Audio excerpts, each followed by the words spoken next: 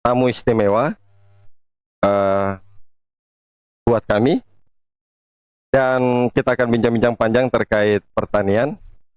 Seperti apa bincang-bincang kita? Sebelum kita lanjut, kita simak dulu intro yang satu ini.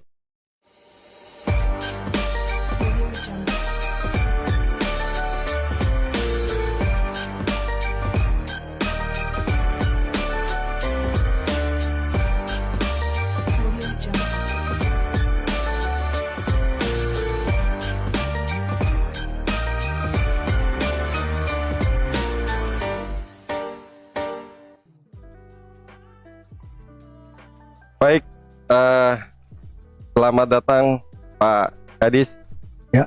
di studio mini Kabanti. Apa kabar Pak? Sehat Pak? Alhamdulillah sehat. Baik Pak, kami rasa terima kasih sekali nih Pak, sudah sempatkan hadir walaupun dalam keadaan hujan-hujan. Bapak masih bisa menyempatkan hadir. Jadi Kabanti ini Pak memang adalah salah satu inovasi di Balitbank yang bertujuan untuk menggali isu strategis dan permasalahan di berbagai sektor pemerintahan Kabupaten Muna yang mungkin kemudian nanti bisa menjadi bahan kajian dan penelitian buat kami. Baik Pak, mungkin kita langsung saja pertanyaan-pertanyaan santai-santai saja dulu. Oke. Yang pertama, mungkin masih banyak para pemirsa dan penonton di podcast live streaming Kabanti yang belum mengerti atau belum tahu soal peran dan tugas menjadi kepala dinas pertanian itu seperti apa. Monggo silakan Pak. Baik. Sejak kami bertugas Agustus 2018,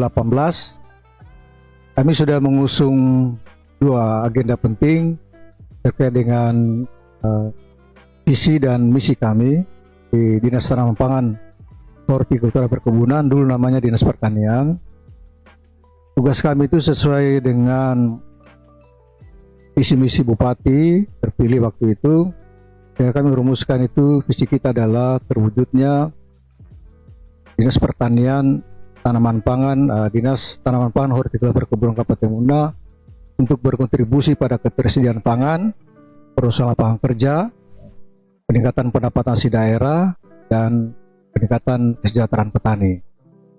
Dalam mengoperasionalkan visi itu, kami punya 4 misi utama. Yang pertama adalah kita berupaya melakukan peningkatan produksi, produktivitas, nilai tambah dan daya saing produk dengan pendekatan hulu hilir. Yang kedua, kita berupaya untuk peningkatan sumber daya manusia pertanian, dalam hal ini petani dan penyuluh. Yang ketiga adalah pengembangan kelembagaan ekonomi masyarakat petani yang kami bisa sebut dengan Pro-Galumani. Dan yang keempat itu adalah kita ingin mengembangkan pertanian itu yang berbasis teknologi informasi. Untuk mengoperasionalkan ini memang ada program-program strategis di kami. Yang pertama berkaitan dengan peningkatan produksi dan produktivitas, maka kami itu fokus pada beberapa komoditas. Jadi di antara sekian komoditas itu mesti ada fokus memang ditangani. Bukan berarti komoditas yang lain itu dilarang, tapi bahwa fokus di tangan komoditas ini adalah dalam rangka mewujudkan mana komoditas yang memiliki daya dorong dan faktor pengungkit paling kuat dalam menggerakkan perekonomian di daerah.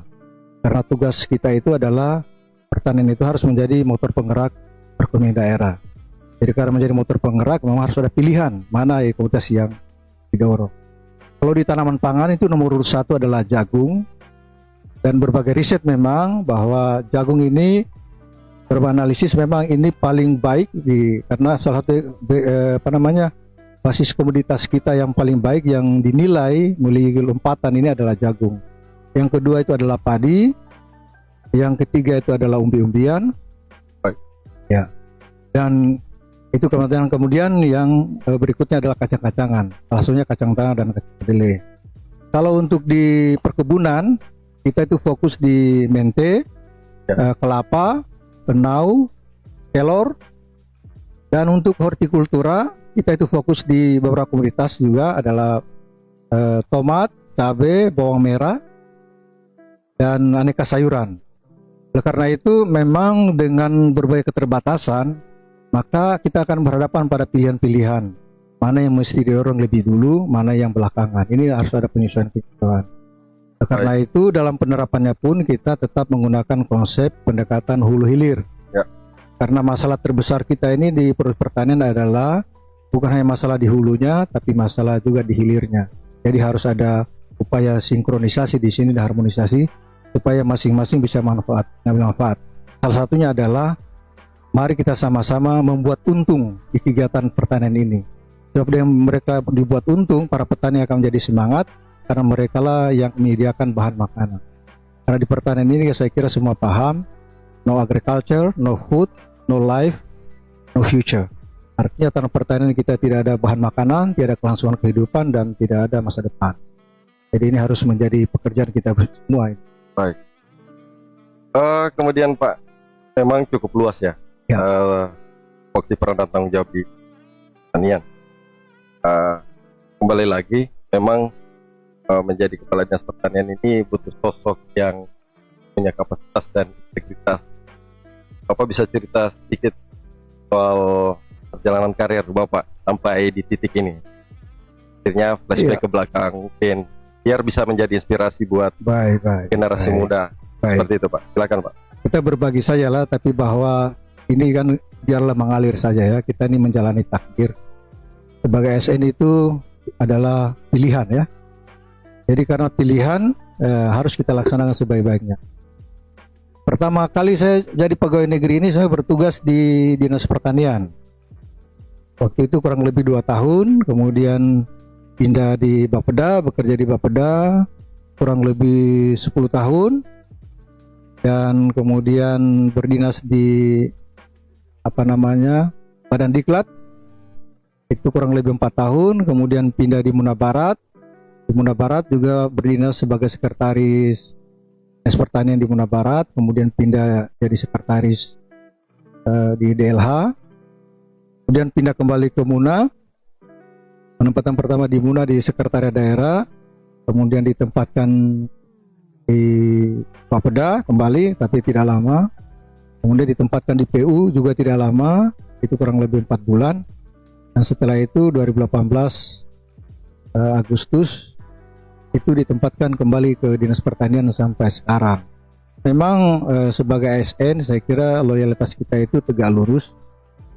Penugasan pimpinan itu adalah suatu kewajiban untuk dilaksanakan karena di dalamnya itu melekat tugas dan kewajiban, dan kita upayakan setiap penugasan itu harus punya nilai-nilai tertentu. Karena ya soal di dalamnya adalah ujian soal berkaitan dengan loyalitas, Ya. soal integritas, sehingga ukuran-ukurannya itu ada.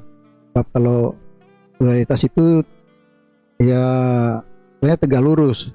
Jadi kalau perintah tidak bisa lagi kita diskusikan gitu ya, tapi dilaksanakan. Hal-hal yang perlu didiskusikan dibicarakan tersendiri. Kemudian terkait dengan integritas itu soal nilai saja. Artinya di situ ada soal terkait soal empati, kita ya, soal peduli, soal tanggung jawab. Jadi soal integritas. Bahasa kasarnya itu satunya kata dengan perbuatan. Tapi memang tidak mudah. Tapi yang paling penting adalah saya harapkan semua ASN ini terkait loyalitas dan integritas ini menjadi hal yang penting. Pertama ya soal integritas itu soal etika nilai kita juga tinggi, kemudian soal empati, soal peduli. Nah, kita dengan situasi sekarang dengan keterbatasan PAD, keterbatasan macam-macam, kita seharusnya sebagai ujung tombak ini harus peduli, harus berani juga melakukan lompatan. Kita tidak boleh berada selalu di zona nyaman, bekerja senar saja, sulit itu. Sementara kita semangat kita mau belanja kuat, tapi semangat untuk menghasilkan juga kecil, kan nggak boleh. Oleh karena itu semangat ini harus dipupuk bersama-sama, tentu bersama-sama masyarakat. Menarik Pak, itu bisa menjadi inspirasi buat kita yang mudah-mudahan ke depan kita bisa duplikasi semangat kerja Pak Kadis. Berikut kita langsung ke intinya nih Pak, soal program dan kebijakan, dan mungkin rekan saya Bu Hinarti akan mungkin tanya-tanya sedikit, silakan Bu. Terima kasih, selamat datang Pak Kadis di podcast kita. Yang kondisi hujan-hujan kita bisa ngumpul Dan mudah-mudahan teman-teman di luar ini bisa mendengar perbincangan kita hari ini dan bisa menambah wawasan dan ilmu tentang pertanian.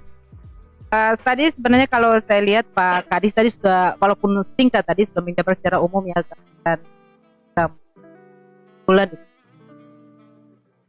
ada tanaman pangan, ada pertanian. Kalau saya lihat saya dengar dari paparan Pak Kadis itu adalah salah satunya tadi adalah saya mau ke produksinya sih Pak. Saya berbicara dulu tentang bahwa sebagai pegawai negeri ditugas kita tidak boleh berada di zona sebelum. Nah kalau ini saya lihat Pak Kadis sudah mulai membuat lompatan nih. Salah satunya lompatan dengan membuat pabrik jagung yang sekarang sementara kita berusaha agar bisa berproduksi, beroperasi dengan baik. Mungkin bisa diceritakan Pak tentang pabrik jagung. Baik ya. Terima kasih ya, pertanyaan yang baik ya. Pertama mungkin saya luruskan dulu soal pabrik. Pabrik itu bahasa awam ya. Karena kita terkontaminasi juga ini kalau pabrik, bayangan orang kayak pabrik mobil atau pabrik tekstil itu ya. Sementara ini di sana pertanian itu adalah sebenarnya fasilitas sarana prasarana pasca panen, pengolahan hasil terintegrasi. Memang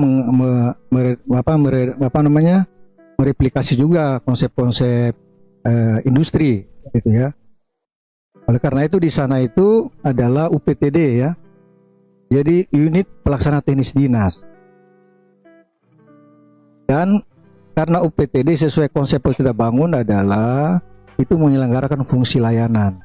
Ada 3 layanan utama. Yang pertama itu layanan standarisasi jagung bersama mitra. Mitra itu adalah perusahaan yang berminat ikut menggunakan atau ikut mengoperasionalkan di fasilitas itu. Yang kedua adalah layanan perdagangan atau jual beli jagung antara petani dengan mitra. Yang ketiga itu adalah layanan penitipan jagung dari petani yang distandarisasi kemudian untuk dijual sendiri. Jadi di sana itu akan cita-cita memenuhi syarat tadi, misi kita berkaitan dengan nilai tambah dan daya saing produk. Ya, jadi di situ poinnya. Kenapa pilih jagung? Saya kira sudah saya ungkapkan juga. Kemudian ini juga program pimpinan dan saya kira juga menjadi isu nasional ini soal jagung, ada berkaitan dengan soal ketahanan pangan. Dan bicara juga jagung kan ini menjadi tanaman identitas juga orang Muna. Orang tidak bisa disebut orang Muna kalau tidak kenal dengan jagung. Seharusnya kita bisa mengambil manfaat besar dengan nilai-nilai yang ada ini gitu ya. Misalnya bagaimana kita meningkatkan produktivitasnya dengan menggunakan teknologi yang baik, teknologi yang ramah lingkungan, bisa digunakan luas bukan hanya untuk makanan ternak, bisa dimakan juga oleh manusia. Karena itu memang standar-standar inilah yang akan kita operasionalkan di UPTD itu. Jadi seperti itu yang ada di sana. Makanya UPTD di sana mungkin saya perungkapan di forum ini supaya menjadi pengetahuan publik. UPTD yang ada di sana itu namanya itu sesuai peraturan Bupati nomor 11 2018 itu sudah ada di dinas. Dan itu memang pada saat kita nyusun untuk dibangun fasilitas itu melalui dana pinjaman SME itu sudah kami sebut memang itu UPTD dan para peminatnya sudah kami sebut. Karena itu sekarang kita operasionalkan sesuai dengan prinsip-prinsip yang sudah kita rencanakan. Yang ada di sana itu UPTD namanya nanti UPTD Balai Benih, Tanaman Pangan dan Hortikultura. Karena dinas kami sekarang sudah tipe A, maka ada dua UPTD. UPTD tadi Balai Benih, Tanaman Pangan Hortikultura dan UPTD Balai Benih dan Perkebunan. Nah, khusus ini kita sekarang operasionalkan konsep juga zero waste terhadap produk-produk pertanian. Oleh karena itu di UPTD sana itu, UPTD yang saya sebut tadi itu yang ada di BA itu akan ada menyelenggarakan 4 subunit usaha, subunit kegiatan. Yang pertama itu adalah subunit pasca panen dan pemasaran hasil yang sekarang kita lagi pertama di jagung. Kemudian yang kedua itu adalah subunit pengolahan pangan dan pakan. Karena di sana itu kita upayakan juga kalau sudah dapat standar jagung, kita bisa produksi mie dari jagung yang dikemas bisa itu makanan manusia. Karena ini ketergantungannya juga besar. Selama ini kita pakai gandum itu bahan mie atau ubi kayu. Kalau boleh sekarang dengan jagung boleh. Produk turunannya banyak jagung. Kemudian juga untuk pakan ternak. Jadi di sana fasilitas itu adalah fasilitas milik pemerintah, ada subunit itu. Kemudian yang ketiga adalah subunit pengolahan limbah pertanian. Ya. Nah, jadi cita-cita bikin depot pupuk organik dan memanfaatkan limbah boleh di sana. Tapi instrumen kelembagaannya sudah kita bikin. Yang keempat adalah subunit pembibitan dan kemitraan budidaya tanaman hortikultura. 4. Yang baru kita operasionalkan sekarang ini adalah dari subunit tadi, subunit pasca panen dan pemasaran hasil pangan. Dan kita sudah punya roadmap sebenarnya. Cita-cita kita adalah bagaimana petani itu bahkan mereka cukup menanam saja. Persoalan gimana dipasarkan, berapa harganya itu nanti pemerintah ikut dalam terlibat. Buktinya sudah kita keluarkan sekarang terutama PPLT adalah penetapan harga acuan jagung di tingkat petani. Nah, ini mudah-mudahan ini menjadi patokan karena cita-cita kita ini adalah bagaimana membuat untung di kegiatan petani itu. Minat anak muda juga tertarik bahwa dengan bertani itu bisa mesejahterakan. Ya, menarik Pak Kadis ya. Sebenarnya kalau mendengar Pak Kadis pertanyaan jadi banyak karena saking tariknya pembicaraan kita. Ini saya tadi Pak Kadis menanyakan tentang ini pertanian di luar juga sih Pak, karena kita kan banyak juga bertemu para petani yang sekarang itu lagi itu Pak, karena Bapak juga datang jadi mereka cara keluh harga jagung yang ini bagaimana informasinya? Jadi memang begini nih, kita ini kalau boleh disebut lagi kena sial saja.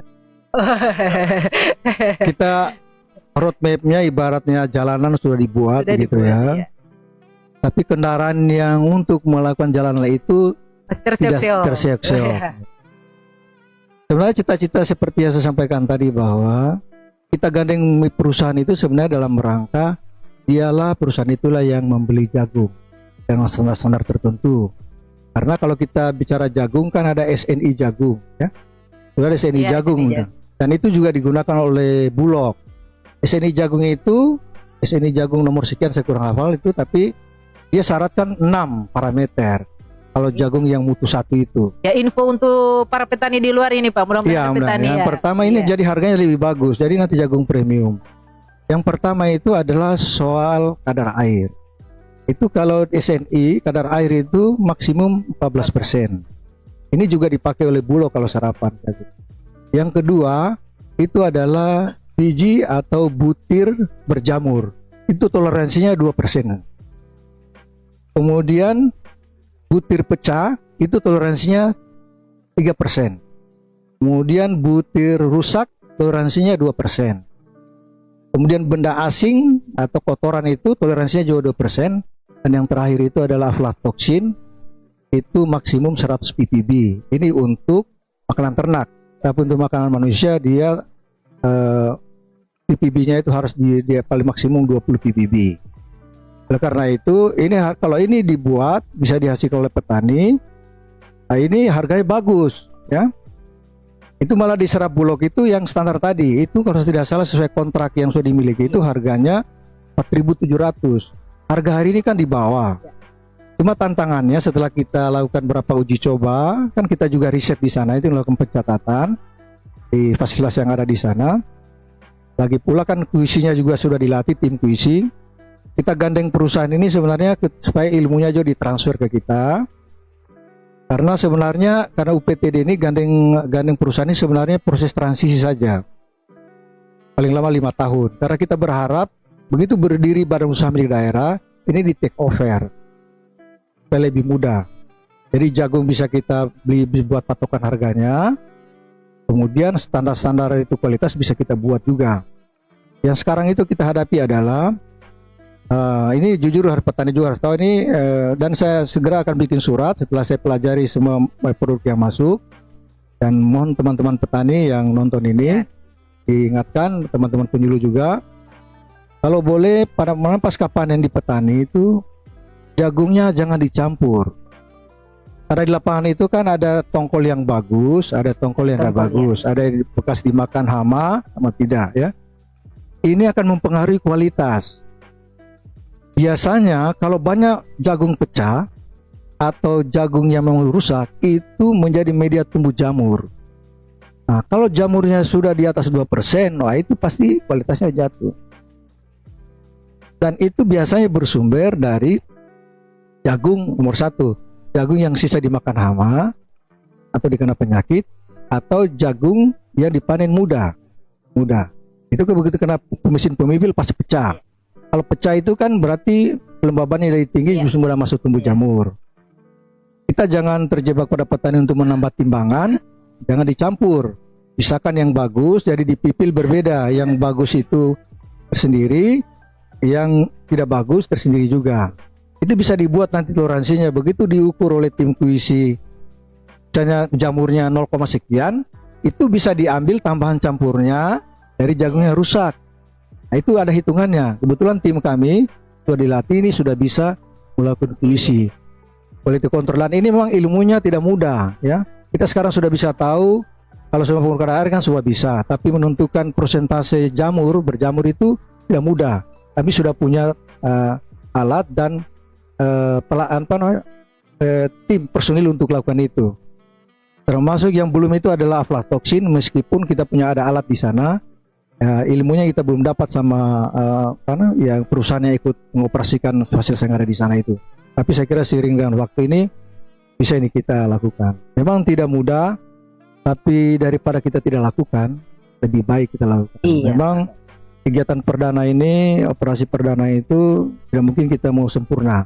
Kita ini terus belajar bagaimana ini cita-cita kita tadi sama untuk bagaimana menguntungkan kegiatan pertanian itu, para petani itu. Karena dengan untunglah mereka itu akan tetap semangat. Baik, terima kasih Pak Kadis. Ya, ngomong-ngomong itu kita bicara tentang harga, dan teman-teman petani atau pemerhati pertanian bisa disampaikan lah. Mungkin kita ini ada podcast kita hari ini tidak menjangkau mereka, tapi bagi teman-teman luar yang kita bisa menyampaikan ke petani dari paparan Pak Kadis. Memang terkait jagung, saya terkait harga tadi ya, memang masalah nasional juga ini ya. Iya. Selalu kalau musim panen raya, selalu itu ilmunya begitu, pasti jatuh harganya. Seperti itu. Nah, cuma yang unik adalah ini menjadi waktu mengambil untung yang banyak para pengumpul jagung. Jadi kita ini tampil, pemerintah hadir yang ada di sana. Kita diperhadapkan pada situasi yang boleh kita buat analogi begini. Orang yang sudah salah urat begitu ya, lama sudah, kalau orang muda bilang sudah noko podu begitu ya. Kita ingin selesaikan. Nah, jadi ya harus kita urut pelan-pelan. Oh, ini harus diselesaikan ininya, selesaikan ini. Buktinya begini ya. Bulog itu bisa menyerap jagung kita, tapi dia bikin standar, ada speknya seperti sampaikan tadi. Sepanjang bisa penuh itu pasti Bulog bisa beli. Yang kedua, formulasinya adalah kita segera sekarang melakukan konsep tunda jual. Iya. Nah, jadi kalau kita konsep tunda jual akan berhadapan satu penjual berhadapan yang banyak pembeli. Kita berharap ini harus kita lakukan edukasi memang para petani. Hanya tantangannya adalah biasanya petani begitu jagungnya pindah tangan, maunya mereka segera dapat uangnya. Padahal harganya rendah. Itu kalau dihargai di bawah Rp3.000, itu menurut kami itu tidak memanusiakan petani. Kasihan. Tapi para pembeli itu selisihnya mengambil margin yang besar. Karena itu saya kira dengan konsep ini, kalau ada badan usaha milik daerah sudah ada, ini bisa diintervensi. Jadi mungkin APBD bisa beli, kemudian konsep tunda jual. Jadi nanti para petani, bahwa begitu para pembeli di luar membeli, mereka cukup petani bilang, wah ini jagungnya perusahaan. Kalau harga dari perusahaan itu sudah itu juga, kalau mau ambil seperti perusahaan silakan. Kira-kira begitu. Ini harus dilakukan. Kalau kita tidak lakukan, ini tidak pernah keluar dari kesulitan-kesulitan yang kita hadap selama ini. Pak Kadis, kalau seperti itu jalan keluarnya ada saran ada tentang ada WMD. Ya. Ada sudah ada ancang-ancang nggak Pak kita pemuda untuk itu supaya petani kita ini terlindungi? Ada. Saya Sudah kira ada, ya? rancangannya sudah ada anggarannya itu. Nanti bisa dikonfirmasi di kepala bagian perekonomian. Tahu saya ada. Karena memang kondisi perusahaan milik daerah kita ini kan pilot, jadi mau tidak mau harus bikin yang baru. Mudah-mudahan dalam tempo 1-2 tahun ini bisa dilakukan. Sebenarnya ada juga ruang sesuai peraturan Menteri Dalam Negeri itu 79 tahun 2019 ya. Itu kan ada BLUT ya, Badan Layanan Umum Daerah. selama ini kan layanan umum itu hanya biasa dioperasionalkan oleh kesehatan, tapi sebenarnya kegiatan perekonomian juga boleh. Tapi memang biasanya embrionya dari UPTD. Kalau kita baca dia punya regulasi itu. Jadi kalau memang sambil menunggu misalnya perusahaan daerah belum bikin, biasanya kita naikkan statusnya UPTD yang ada hari ini itu jadi BLUT ya. Seperti puskesmas kan? Iya gitu. Karena di sana itu ada fungsi layanan, tapi ada bisa mendapatkan retribusi pendapatan untuk daerah, boleh. Sama yang kita operasional di UPTD. Karena UPTD itu kan adalah unit organisasi yang ada di daerah untuk melaksanakan kegiatan teknis operasional. Baik Pak Kadis, ini terkait juga ini Pak, kalau berbicara tentang harga dan sebenarnya kita juga mau kembali ke produk. Ini produksi tadi Muna jagung berapa? Memang produksi kita ini belum terlalu menggembirakan ya. Itu dari data kita itu rata-rata di angka rata itu di angka 4,5 ton per hektar. Belum terlalu menggembirakan karena nomor satu itu adalah terkait dengan penggunaan benih. Benih kita ini memang banyak kan petani kita ini mengharapkan benih bantuan. Belum banyak yang menggunakan benih mandiri. Jadi harga-harga benih di 60-70 ribu. Soalnya kalau benih-benih yang produktivitas tinggi itu, profitasinya tinggi itu biasanya harga benih di atas 100 ribuan. Itu bisa dapat jagung pipilan tongkol itu di angka 10 ton, mungkin kalau dikonversi bisa sekitar 8 tonan. Dan oleh karena itu ada program PAPLT sekarang terkait dengan jagung ini. Nah ini ada konsepnya menarik ini menurut kami. Jadi UPTD itu bisa lagi jalan. Jadi nanti konsepnya non hibah, petani itu akan dapat penggunaan benih yang premium ya dalam rangka peningkatan produktivitas tadi di harga 120 ribuan ke atas. Tapi ada kontrak supply-nya di sarana prasarana. Yang sementara kita sosialisasikan itu adalah terkait dengan perjanjian kemitraannya ya. Misalnya itu pada saat perjanjian nanti akan dibuat, harganya sudah diberikan sesuai harga ketetapan pemerintah, harganya 4.200, itu pasal direncanakan tanam per kilogramnya pipilan kering. Kemudian target produksi sudah dikunci di perjanjian itu, minimalnya angkanya 6 ton pipilan kering per hektar. Itu kalau ekuivalen sama dengan 8 ton pipilan basah atau 10 ton tongkol lepas kulit. Ya. Nah, itu dikunci dengan angka itu. Pertanyaannya di mana sekarang dengan hubungan dengan UPTD yang ada di sana? Kewajiban petani yang dapat program ini hanya menyetor, dia menyetor produk dari target 6 ton hanya 3 ton store. Berarti kalau 6 ton di harga 4.200, 3 ton harga 4.200 berarti kurang lebih 13 jutaan. Nah, ternyata misalnya hibah yang dia gunakan itu non hibah, beli harga benih pupuk dan segala macam kurang lebih 10 juta, berarti masih ada sisa, yaitu miliknya petani. Kemana 6 tonnya? Sisanya 3 tonnya itu milik petani. Terserah mau jual sama siapa silakan. Kalau bagaimana kalau dia panen 8 ton, itu tetap miliknya petani.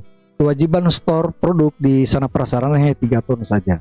Ini sudah mulai jalan Pak, kan saya tahu secara rencana. Kita sudah sosialisasikan dan anggarannya disiapkan tahun ini. Oh. Cukup Pak Bobi mungkin. Ya. Berikut Pak, mungkin terkait teknologi dan inovasi. Ya. Memang ada banyak tantangan kita sektor pertanian di Kabupaten Muna, apalagi banyak publik terkait dengan produk pertanian yang banyak dari luar daerah masuk ke ini kan merupakan tantangan. Ada tidak Pak inovasi-inovasi yang dilakukan oleh Dinas Pertanian kaitannya dengan hadapi tantangan dan persoalan pertanian di Kabupaten Muna? Silakan Pak. Terima kasih. Jadi begini, tantangan kita ini adalah soal bersatu soal harga dan soal ketersediaan. Karena orang akan tertarik itu melakukan ketersediaan, melakukan produksi kalau harganya bagus. Ini selalu begitu. Karena itu memang tantangan kita ini adalah bagaimana ini didorong supaya kegiatan produksi ini juga jalan, ya dibuat untung seperti itu. Dan memang kalau ingin dibuat untung, kita tidak bisa menafikan namanya teknologi. Karena produk pertanian itu selalu mudah rusak, tidak tahan terhadap hutan dan seterusnya. Dan ini tidak mungkin disiapkan oleh petani. Pemerintah memang harus hadir ya, teknologi-teknologi penyimpanan yang baik. Dalam rancangan bangun kami sebenarnya inilah embrionya sebenarnya seperti yang kita bangun terkait jagung. Akses ada di sana itu sebenarnya kita bisa siapkan juga nanti kalau lagi panen raya tomat atau cabai itu bisa melakukan penyimpanan konsep tunda jual. Jadi barangnya itu dan ada teknologinya ada penyimpanan itu. Jadi lagi panen raya disimpan, ditimbang siapa punya, mungkin ada kartunya juga begitu. Pembelinya siapa nanti itu dibuat ada. Karena itu juga memang kondisi Muna ini kan daerah terbuka, lalu lintas informasi transportasi juga lancar. Ketika kita tidak punya panen, daerah lain masuk. Kita lagi panen raya, keluar juga. Misalnya tomat dan cabai kan biasanya bawa di Kendari, malah ke Papua, begitu juga dan seterusnya. Tapi ada waktu-waktu tertentu jika kita juga tidak punya. Memang harus ada suatu mekanisme yang harus dibikin adalah bagaimana menjamin ketersediaan produk itu sepanjang tahun. Berarti kuncinya di teknologi. Pertama, bagaimana teknologi orang bisa menanam biar musim kemarau bisa nanam. Nah, karena selalu itu kalau panen raya, kalau rata-rata semua menanam mengawali musim hujan, pasti akan ketemu panen raya. Yang bagus itu memang mengatur jadwal tanam supaya ketemunya lagi tidak panen raya. Inilah memang harus diatur ini. Dan ini sudah kerjasama memang antara peneliti, penyedia sarana produksi, teknologi, harus ada ini. Mungkin bagusnya dibuat semacam konsorsium begitu, misalnya konsorsium tomat gitu ya. Kita produksi bisa sepanjang tahun, siapa petaninya, lahannya di mana, teknologi apa yang akan digunakan, penyedia benihnya siapa, ya, penyedia pembiayaannya siapa gitu ya, teknologi penyimpanan nanti siapa. Hanya dengan itulah kalau ini kita bisa lakukan, maka saya kira bicara pertanian seluruh Indonesia ya, jaminan ketersediaan produk ini bisa kita lakukan. Nah, harga bisa kita tahu karena harga itu sangat ditentukan juga oleh barangnya ada atau tidak ada. Karena semakin barang kurang, biasanya itu harganya naik. Tapi ada juga cara bahwa kalau kita tahan produknya, di pasar tidak ramai, itu bisa juga diatur harganya. Dan ritme ini saya kira menjadi tantangan semua pihak, bisa menahan diri, petani terlindungi, pemerintah mengambil manfaat, dunia usaha juga bisa mengambil manfaat. Karena saya kira bisnis pertanian ini menurut saya bisnis yang tiada matinya. Ya. Hanya tinggal formulasi saja. Apakah di antara kita ini ingin menari-nari di atas penderitaan orang lain, kan begitu ya? Benar. Nah itu saja. Kalau ada kesadaran kolektif, saya kira petani dibuat nyaman dengan usahanya, dunia usaha juga buat nyaman, nah, pemerintah juga nyaman. Saya kira apa yang tidak bisa begitu ya? Karena semua produk yang dibikin petani ini kita butuhkan, gitu ya. Ya sih. Baik Pak, kembali lagi soal inovasi yang pernah dilakukan di Dinas Pertanian. Itu ada beberapa produk ya, pernah kita Betul. datang. Salah satunya ya, Paiwuna, betul. ada teh kelor, Ya betul. apalagi Hawawuna. Itu Iya. seperti apa Pak? Kelanjutnya bisa diceritakan Malah sedikit? ini menarik Paiwuna ya. Ini akhirnya terbukti ya dengan data sekarang IPH kita, indeks perkembangan harga utama beras kan, kita deflasi ini. Itu sudah disampaikan juga oleh Kabak Perekonomian, sudah di launching juga beritanya malah. Itu kita deflasi beberapa produk bahan pokok, salah satunya itu beras. Ini bagian daripada upaya kita yang kemarin itu bagaimana petani itu bisa jual gabah dan mitra yang kami beri peralatan itu untuk produksi beras. Nah, jadi data itu besar Pak.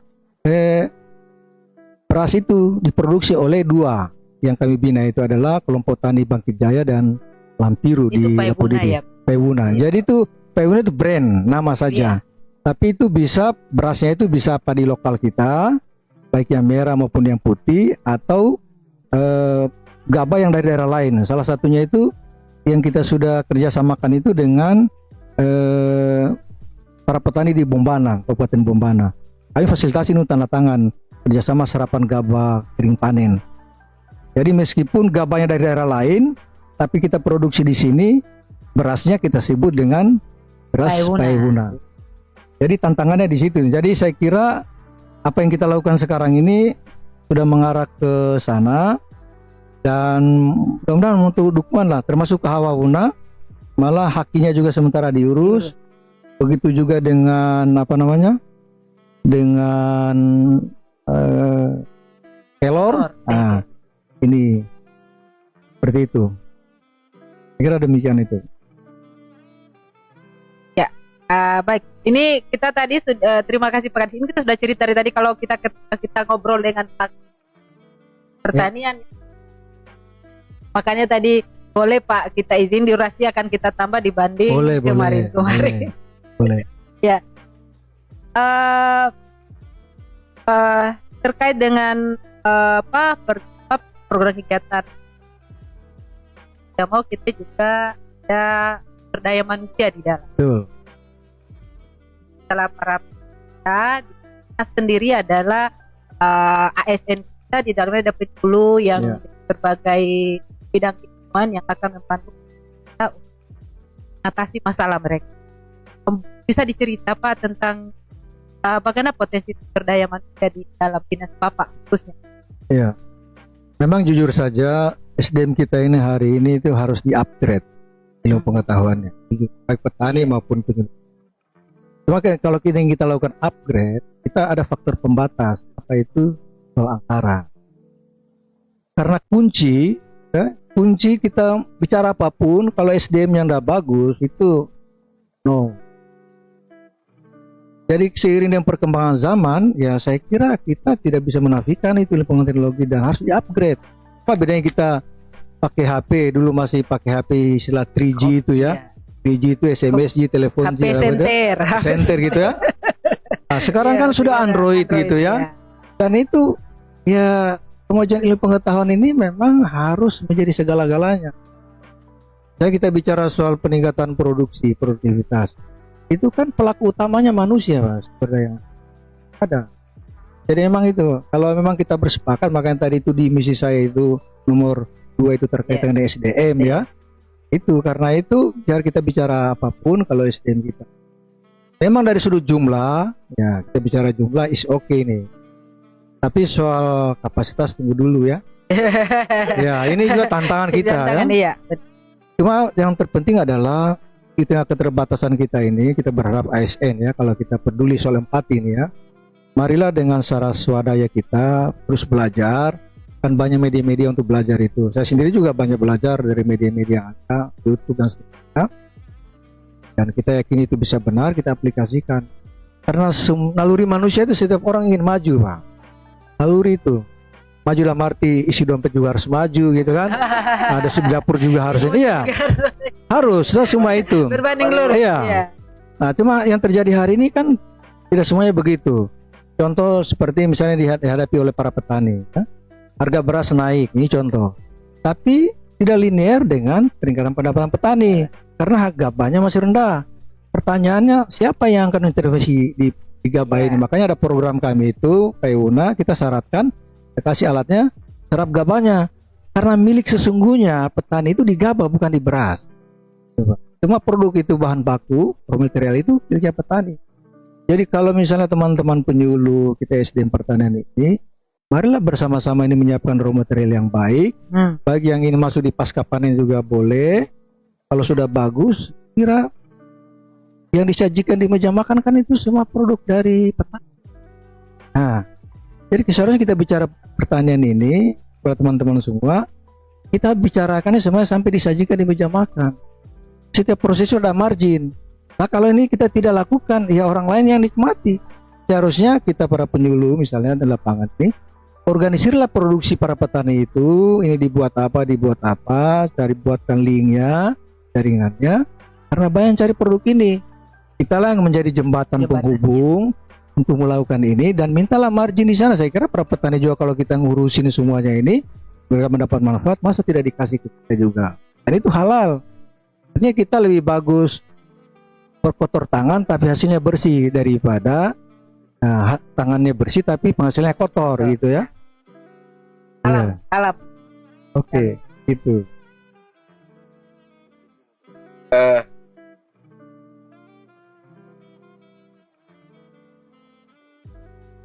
Ya. Oke. Soal ini Pak, kaitannya dengan peningkatan sumber daya manusia, soal pelatihan dan edukasi bagi para di kantor Bapak ataupun mungkin buat para petani untuk meningkatkan kualitas produksi. Itu seperti apa? Apa sudah sering dilakukan atau belum atau akan dilakukan seperti apa Pak? Ya. Selama ini sebenarnya ada program namanya SL itu. Tapi lagi-lagi memang faktor pembatasnya lapang. Terus ada BIMTEK itu. Bahkan yang menarik juga adalah malah kegiatan pelatihan penyuluh itu kadang-kadang swadaya itu kan. Nah, kasihan juga kan. Dan memang terkait pembiayaan ini memang menjadi faktor utama untuk kita bicarakan. Kalau kita memang bersepakat bahwa peningkatan kualitas sumber daya manusia pertanian itu menjadi sesuatu yang maha penting. Jadi harus ada kesadaran kolektif memang kita ini. Tapi yang paling penting juga adalah harus ada pilihan juga di antara SDM ini siapa yang mau. Karena ada juga orang yang saatnya apatis lah, ya sudah ada NIP, sudah ada ya kan naik pangkat terus kan. Tidak tahu apa prestasinya gitu ya. Mohon maaf ya teman-teman lapangan ya. Ya. Begitu juga kalau bicara TPP kan ya. Ya itu kan tergantung apa yang kita kerjakan. Karena ada perjanjian kinerja kita itu sebenarnya soal itu. Jadi kan kalau bisa perjanjian kinerja itu ada poin yang namanya ekspektasi pimpinan. Harus diwujudkan. Kalau pimpinan menghendaki peningkatan produksi yang prioritas, ya kita semua harus bersegera untuk melakukan ini ya. Harus ditarget ya. Harus ditarget memang. Jadi saya kira memang tantangannya kita soal peningkatan SDM ini harus Pak. Yang dua hal memang kita sekarang ini, peningkatan SDM dan bagaimana kita peningkatan produksi yang prioritas yang dan nilai tambah dan itu yang paling penting dari segala tantangan. Baik, terima kasih Pak Kadi. Saya dicolek nih sama Pak Bobi, host kita yang luar biasa. Ini kita akan berbicara ke kolaborasi. Kami Badan Kompetisi salah satu telah bekerja dan tadi Balitbang dengan berbagai disiplin ilmu.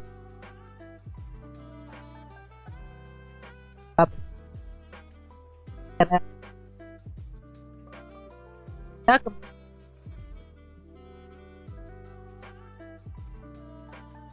bantu Pemda Muna program kita penilaian itu apa akhirnya itu akan kita berharap sekarang daerah perencanaan dan kebijakan.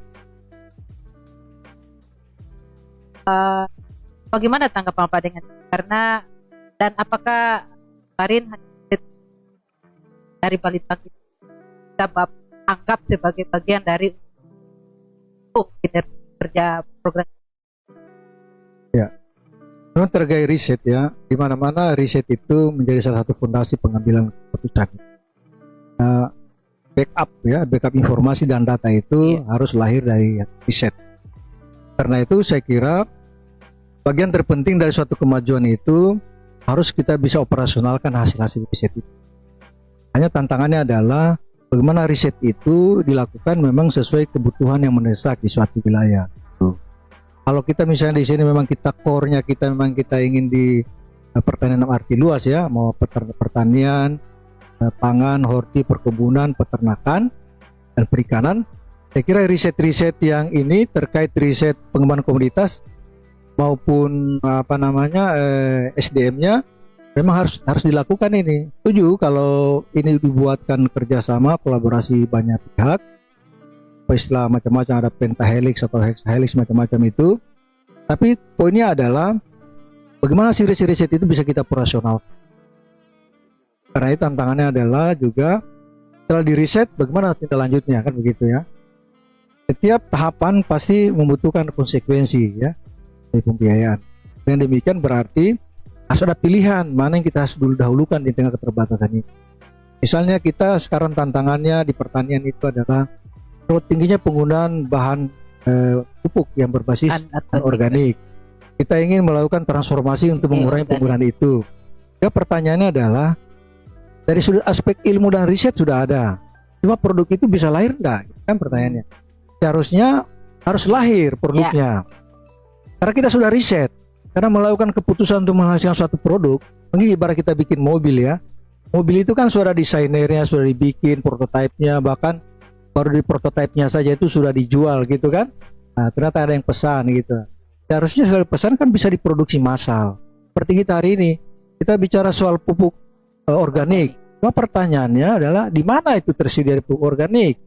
Nah, dan berapa harganya? Apa masuk dalam hitungan-hitungan kalau ini kita masuk sebagai substitusi atau ya komplementer dari penggantian pupuk organik itu, organik itu. Ini memang tantangan. Makanya saya sampaikan tadi ada subunit. Nah, yang sebelah tadi di UPT tadi itu, ada UPT itu adalah namanya subunit pengolahan limbah pertanian. Itu sebenarnya outputnya adalah akan keluar produk bahan organik baik yang cair maupun yang padat. Hasil riset-riset itulah yang kita operasionalkan di sana itu bersama SDM-nya supaya keluar juga itu pupuk organik yang dalam bentuk kemasan tertulis pernah diuji coba ini. Jadi misalnya limbah-limbah peternakan bisa mau sama-sama dan seterusnya. Dan memang harus dimulai, kalau hanya kita wacanakan nggak bisa. Karena kelembagaannya sekarang sudah ada. Kayak contohnya begini. DLH kan juga sudah bikin ada unit di sana. Nah, tapi kan itu selalu ada problemnya, fasilitasnya ada, kemudian nggak jalan.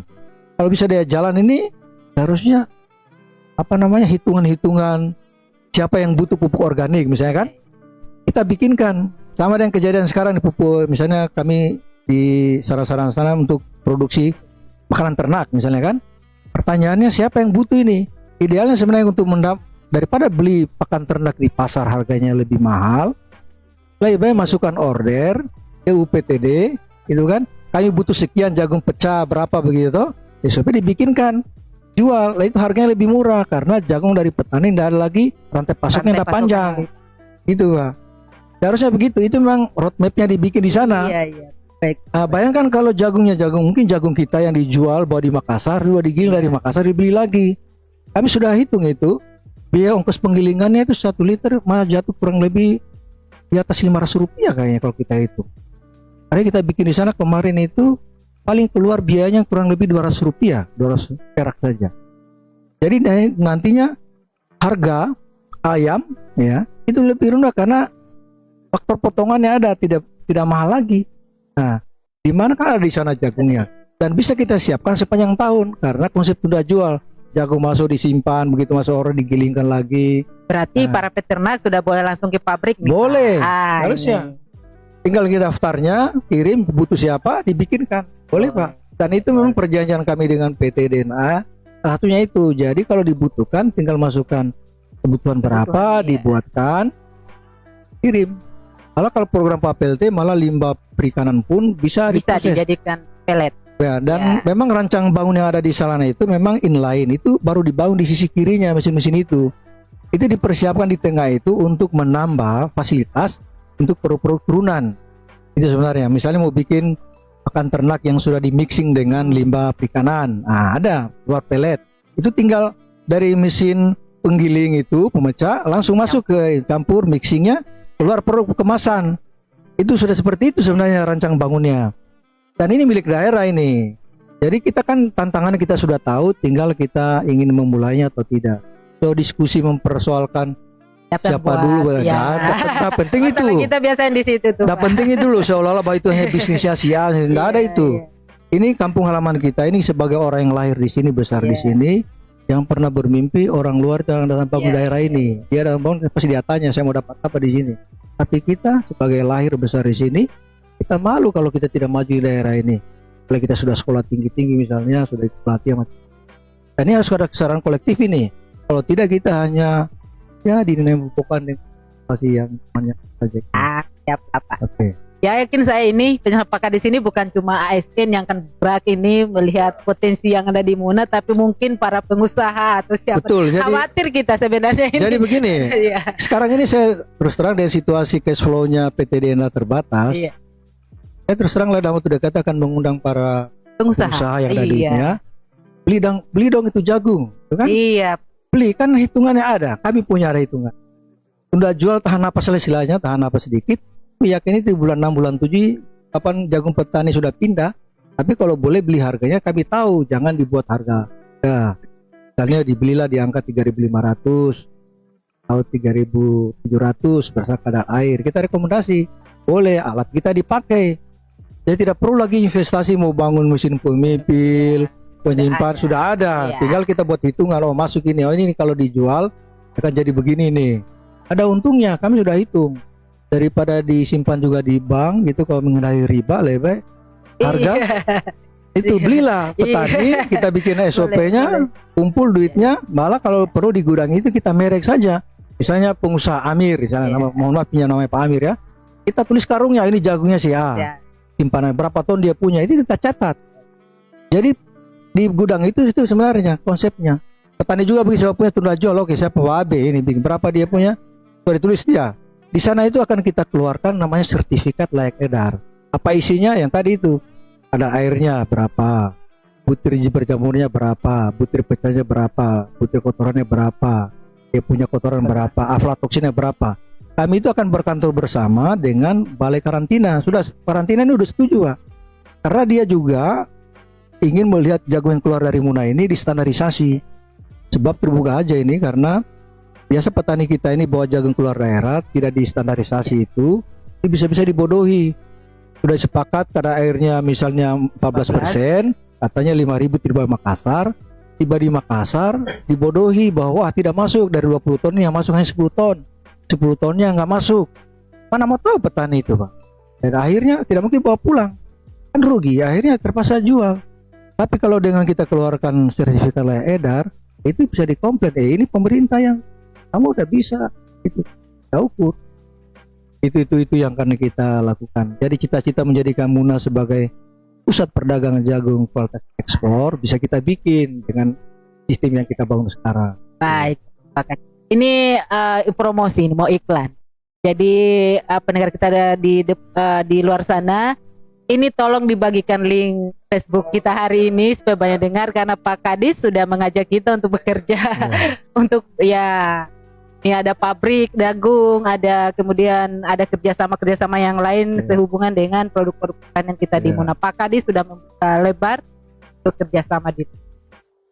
Ini sebuah kolaborasi, Pak. Tentang saya ada program Bapak tadi yang utama tadi ada salah satu hilirisasi. Ya, ini lagi kita berbicara hilirisasi Pak Jokowi. Sudah hilirisasi pertanian. Ujungnya sekarang adalah bukan hanya hulu, memang sekarang ada kita harapkan produk pertanian itu sampai di hilir. Ya. Tapi saya tidak akan lebih teknik nih Pak. Ini hanya saya ingin menanyakan, berbicara hilirisasi kan mau tidak mau kita kan ada, kalau boleh saya katakan itu ada UMKM atau siapa saja yang kemudian mengolah bahan pangan kita menjadi bahan jadi dan itu dijual dengan harga yang mahal.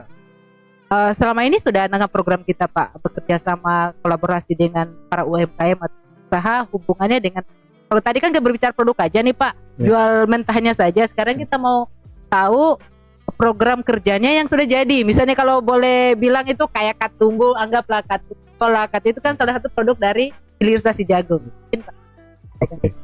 Jadi hilirisasi ini sebenarnya seiring ya kita bahas. Salah satunya itu Kaihuna itu sebenarnya konsep hilirisasi itu. Karena dari gabah dibeli oleh itu, kemudian diproses menjadi beras. Bisa saja dengan tepungnya, bisa jadi menjadi tepung beras ya. Nah, dibuat. Kemudian dari tepung beras mungkin dibuat kue macam-macam donat itu, tapi itu tahapan ya. Tapi bahwa hilirisasi kita sudah masuk di era itu sekarang. Teknologi yang kita lakukan sekarang itu sebenarnya menjawab bagaimana kita ingin buktikan bahwa hilirisasi itu penting dalam rangka menambah ya, nilai tambah jual, dan daya saing produk jual, itu. Nah, begitu juga kan dengan kelor, begitu juga dengan kopi.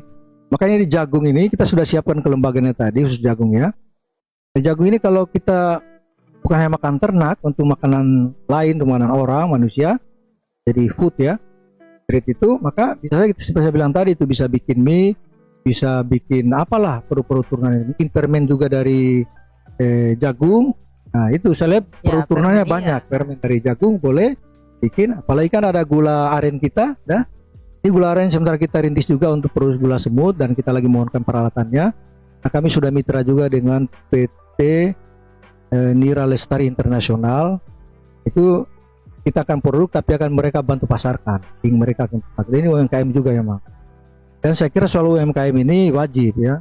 Ini masuk programan sebenarnya nanti itu di Progaluman ini, program pengembangan kelembagaan usaha masyarakat petani. Jadi kita berharap Dinas Pertanian juga ada yang program itu. Ada di kami Progaluman namanya tadi itu untuk menjawab misi yang ketiga.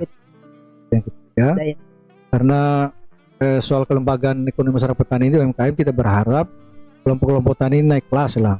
Bikinlah badan usaha berbentuk apakah itu PT atau BPV atau koperasi ya. Harus berbadan hukum karena kalau tidak berbadan hukum ini menyulitkan ya. Kayak kerjasama dengan Bulog juga mengharapkan untuk ada badan hukum tertentu yang bermitra dengan mereka untuk jadi supplier. Jadi saya kira memang kalau badan hukum ini bisa terjadi, maka bisa saja nanti ini yang kita sudah rancang juga di kantor ya. Para sarjana yang sekolah akuntansi, nah ini bisa masuk sebagai tim direksi atau apa begitu dalam badan usaha milik petani ini. Oh, baik. Ini sudah lama Pak, sejaman ini kita tidak terasa ini. Kayaknya mungkin materi kita, ngobrol kita hari ini menarik. Dan ini karena pertanian memang kan ini, saya teringat Pak Kadis ini di kantornya mereka itu menggunakan kata megaluno. Ya. Jadi salah satu ikon Bapak-bapak kalau kita ketemu Pak Kadis di lomba-lomba SKPD pasti mereka akan pakai baju Insaidi Megaluno. Karena ini juga merupakan bagian dari mereka sangat mencintai profesi ini. Sehingga ini mungkin pertanyaannya sudah agak akhir-akhir, kita akhir bukan yang terakhir katanya Pak Bu ya. Ini Bapak ini kan termasuk orang yang sangat mencintai ini. Saya sadar itu. Bapak pun kemarin pindah dinas itu sepertinya kalau kita lihat itu kurang nyaman. Nanti sudah kembali ke dinas pertanian baru merasakan dunianya kembali itu. Apa sebenarnya Pak yang menyenangkan di pekerjaan Bapak di bidang pertanian? Gini ya, pertanian ini sebenarnya yang langsung berhubungan dengan Allah Subhanahu wa Ta'ala. Itu kunci ya. Karena apa? Nikmat Allah yang langsung itu di pertanian. Urusan logistik ya. Dan tanah itu ciptaan Allah Subhanahu wa Ta'ala dan tidak bisa dibuat oleh siapa. Media tumbuh yang baik buat tanaman itu ada di tanah. Jadi kita bayangkan itu karena Allah, satu biji jagung itu ditanam itu menjadi beberapa biji nantinya. Itu wujud, itu kasih sayang Allah kepada umatnya. Jadi begitu juga beras, padi itu satu bulir itu menjadi berapa bulir. Ini semua karunia Allah Subhanahu wa Ta'ala. Orang tidak sadar bahwa pekerjaan jadi petani itu adalah pekerjaan yang mulia. Maka mari kita sama-sama muliakan mereka. Dengan cara apa kita muliakan? Berilah mereka itu penghargaan, harga produk yang mereka hasilkan itu dengan jadikan juga lah harga itu. Karena itulah penopang kehidupan juga mereka. Mereka punya anak istri, punya juga masa depan anak-anak tentunya. Jadi kalau kita mengambil menari-nari dari penderitaan mereka ini sesuatu tidak baik lah. Karena itu marilah bersama-sama kita ini kalau kita ingin bangkit bersama-sama, mereka-mereka yang menghasilkan kegiatan di pertanian ini, mari kita beri perhatian secara serius. Salah satunya adalah berilah harga yang baik pada mereka itu supaya mereka untung juga. Karena dengan begitu pasti mereka jaminkan juga ketersediaan bahan makanan yang kita nikmati waktu. Inilah yang membuat saya terus terang bicara pertanian itu di situ. Dan saya ingin ketuk semua orang soal ini, jangan sepelekan kegiatan yang seperti ini. Kita boleh jangan sepelekan. Nah, karena kita boleh banyak duit ya, tapi itu tidak bisa dikonversi jadi makanan. Jadi konversi. Dan kalau makanan tidak ada, kita adalah kerja keras dari para petani. Jadi mari berbahagia orang yang bekerja di sini dan harus peduli. Ya, jangan malas pusing, itu yang berbahaya. Karena di tengah-tengah kita ini sekarang ada image begitu seolah kegiatan pertanian itu adalah kegiatan yang tidak bisa terakat, pekerjaan orang kecil. Sehingga generasi muda pun itu kurang tertarik. Ini bahaya kalau kita lihat, kita ingin motret bonus demografi. Ini kalau tidak diantisipasi dengan baik, minat orang masuk di kegiatan pertanian ini kecil, ini berbahaya. Karena pertanyaannya adalah siapa nanti yang akan menyiapkan bahan makanan itu? Orang. Tinggal jaminan kita adalah masa depan mereka ini yang bekerja. Bahkan bayangan kita adalah kalau boleh para petani ini yang masuk dalam program misalnya lahan pertanian pangan berkelanjutan, yang lahannya masuk plotting LP2B, itu kan LP2B ada Undang-Undang 41 tentang perlindungan lahan pertanian pangan berkelanjutan. Kalau boleh menurut saya negara ini harus diangkat mereka sebagai abdi negara. Harus diangkat karena mereka lah tugasnya cukup menanam, memelihara sampai memanen. Itu. Daripada kita di kantor hanya kerja mengetik, menghasilkan kertas gitu ya. tak bisa dimakan. Tapi maksudnya abdi negara ini yang mereka ini. Jadi diprioritaskan mereka kepada petani yang memang lahannya masuk, lahan itu dikunci sebagai lahan pertanian pangan berkelanjutan. Itu ada perdanya juga ini. Jadi mereka punya lahan ini, dibuatlah perjanjian, tidak boleh alih fungsi lahan. Kalau diwariskan, disepakati tidak boleh ada fragmentasi, tetap untuk mendukung kegiatan pertanian. Itu untuk menjamin ketersediaan. Kalau kita tidak kunci di lahan, memang susah. Tidak mungkin. Baik Pak. Ya Pak. Ya Pak, tadi aspek ke belakang soal penggunaan pupuk Pak, terkait dengan lingkungan dan keberlanjutan. Apakah Dinas Pertanian Kabupaten Muna sudah memastikan tentang berlanjutan daripada lingkungan kita? Kaitannya begini Pak, maksudnya pupuk yang digunakan itu tentu tidak akan merugikan, lebih kepada pupuk-pupuk organik. Tetapi tadi kan Bapak sampaikan bahwa sekarang ini banyak yang organik. Kira-kira seperti apa itu Pak, Dinas Pertanian untuk strategi ya, kita tetap menghasilkan produk-produk pertanian yang berkualitas, tapi lain juga tidak. Seperti itu Pak. Jadi memang ya tantangannya itu adalah begini. Soal ketersediaan pupuk organik ini kan marak, banyak merek dagang ya. Kita mau rekomendasikan yang mana? Salah satu kita syaratkan adalah harus ada uji coba dulu, uji lapangan gitu ya. Tapi sebenarnya kalau kita ada daerah sendiri bisa menghasilkan sendiri, ini jauh lebih bagus. Tapi ya kalau itu kan diproses di luar ya. Mungkin bahan dasarnya kita tidak tahu juga seperti apa. Tapi kalau kita di sini menggunakan material yang ada di Muna, atau daun mana, mungkin nanti divideokan juga, mungkin pakai kohe mana, komposisinya macam-macam, divideokan. Saya kira yakin ini proses transformasi ini pasti berjalan. Nah, secara alami nih, karena orang langsung merasa manfaatnya. Karena bisa saja begini, produk yang ada di luar itu kan bisa saja hanya 1-2 yang bagus, yang lainnya tidak bagus. Ini kita tidak masuk menuduh ini, tapi bahwa mungkin sampelnya bagus, setelah dicoba secara massal kurang bagus. Nah, jadi kalau kita tantangannya sebenarnya begini, soal ketersediaan saya di lapangan ini, yakin saya kalau kita bisa hasilkan sendiri dan bisa disertifikasi juga, ini bisa kita rekomendasikan untuk digunakan secara luas.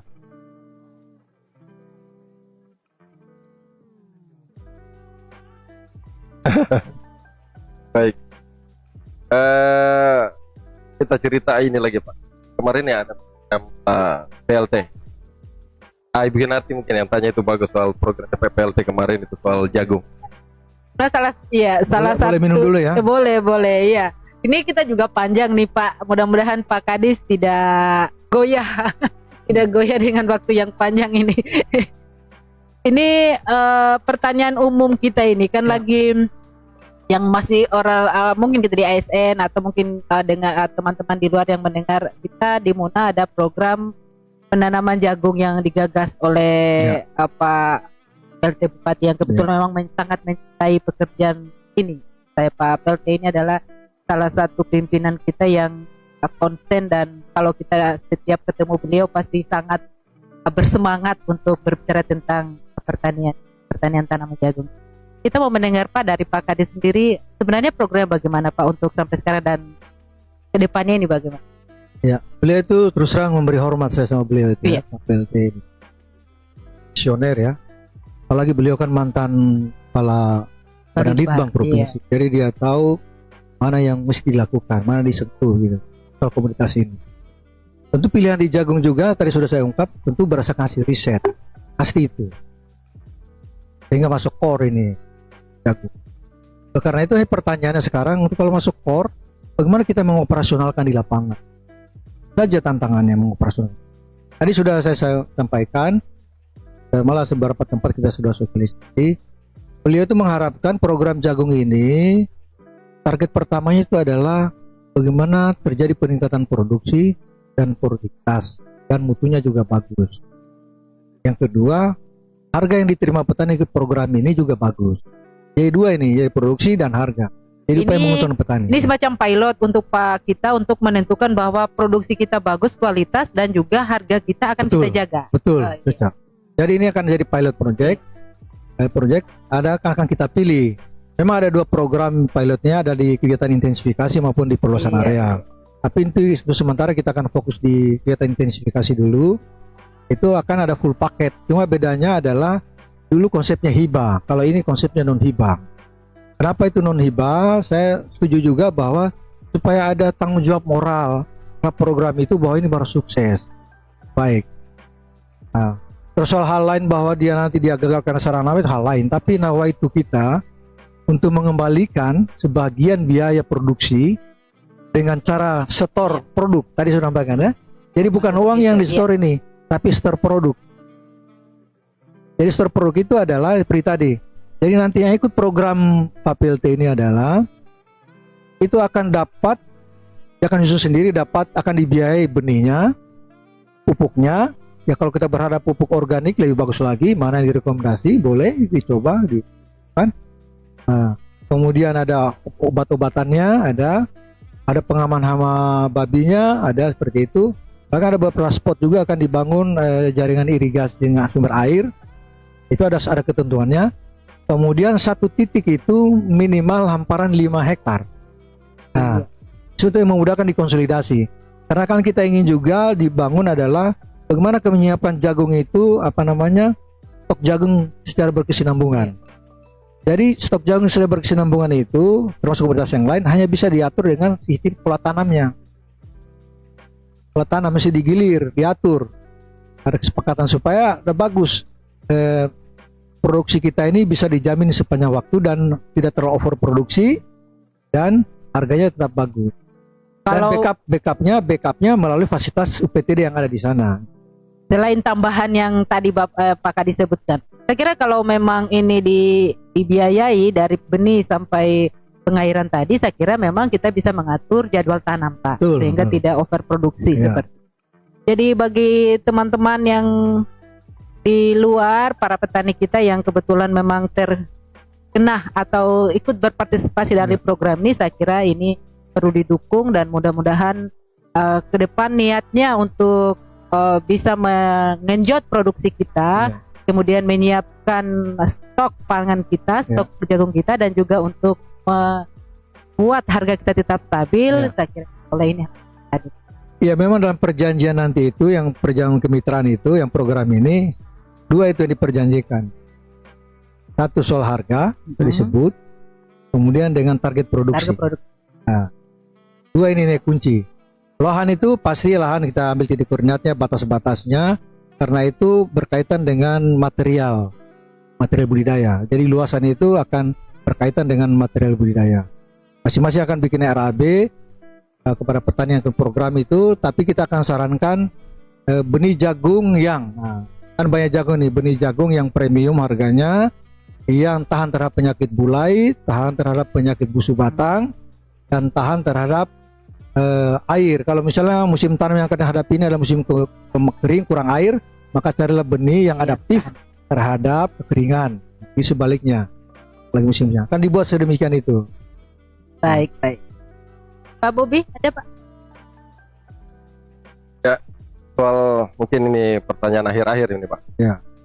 Soal harapan Bapak di sektor pertanian, mungkin juga sekalian mumpung kita live ini Pak, mungkin ada yang mau disampaikan pada para penonton Kabanti ini.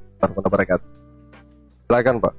Baik, kalau menjadi harapan, saya kira menjadi harapan semua orang ini. Sama kita bertekad bersama-sama untuk memajukan Muna. Kita ini saya kira malu juga kita kalau tidak maju-maju.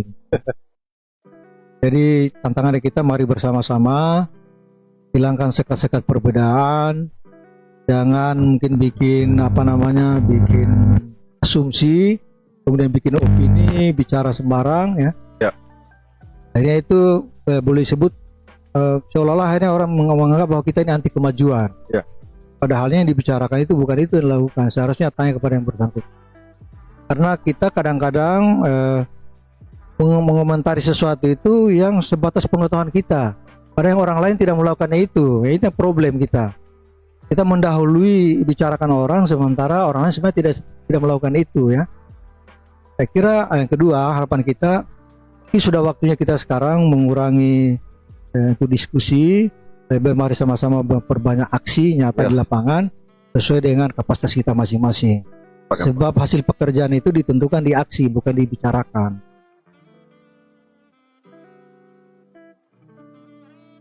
Baik Bapak, mungkin sudah cukup panjang juga bincang-bincang kita Oke, hari terima ini. Hampir lama, kurang lebih 1 jam ya. Ya. Kami mewakili Balitbang tentu mengucapkan terima kasih sudah hadir di live podcast Ting Kabanti. Kami memang baru mulai ini Pak. Ya. Tujuan utamanya sebenarnya untuk menggali strategis tadi, Ya. untuk kemudian mungkin bisa jadi bahan kajian dan penelitian di Balitbang. Mana tahu bisa jadi rekomendasi ke depannya buat pemerintah di sektor-sektor yang tentu dianggap strategis seperti itu. Mungkin demikian yang bisa kita sajikan hari ini. Sebelum kami akhiri, kami ingin mengutip sedikit kata-kata bijak dari petani, Pak. Katanya, jadilah hijau terus Ya. agar selalu bertumbuh. Ya. Jangan pernah jadi matang karena Betul. akan menjadi busuk. Betul. Ya. Baik, saya Bobi beserta Ibu Hinarti dan Kepala Dinas Pertanian Kabupaten Mina undur diri sampai ketemu di lain waktu. Jika ada salah-salah kata, mungkin Anda saja yang salah dengar. Demikian, sekian dan terima gaji. Wassalamualaikum warahmatullahi wabarakatuh. Waalaikumsalam warahmatullahi wabarakatuh.